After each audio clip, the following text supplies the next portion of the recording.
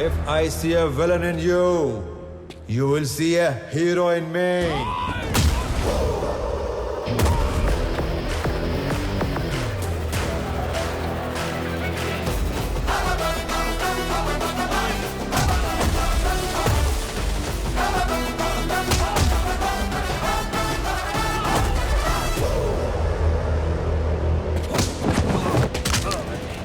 వద్దు వద్దు అని చేతులు కట్టేసిన మా నాన్నే ఓ రౌండ్ వేసుకోమంటే ఎలా ఉంటుందో తెలుసా?